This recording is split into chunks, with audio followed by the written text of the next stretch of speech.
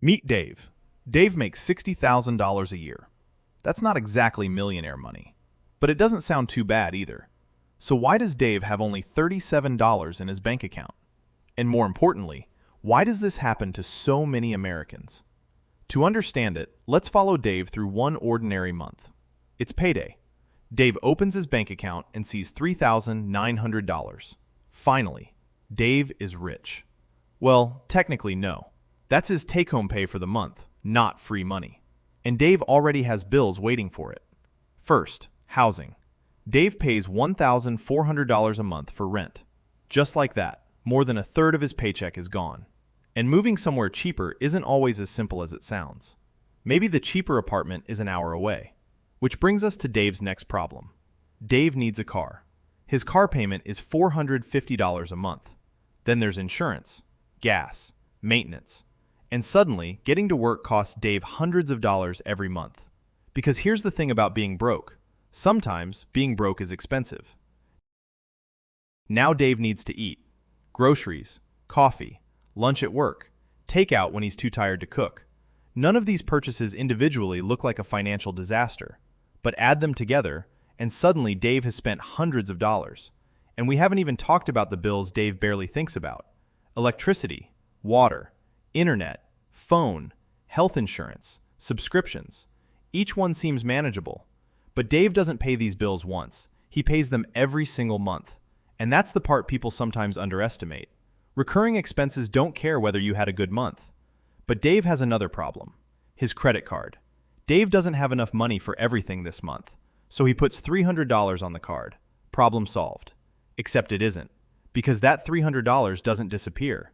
It becomes next month's problem. And if Dave keeps doing this, next month becomes even more expensive. And eventually, Dave isn't just paying for what he bought. He's paying for what he bought months ago. Then something happens that Dave didn't plan for.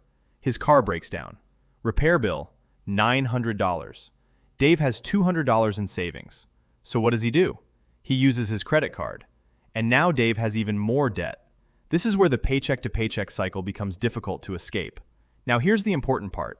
Dave isn't necessarily irresponsible. He isn't buying a Lamborghini.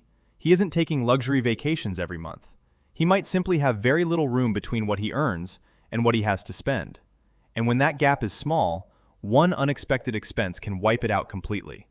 Now you might be thinking, why doesn't Dave just make more money?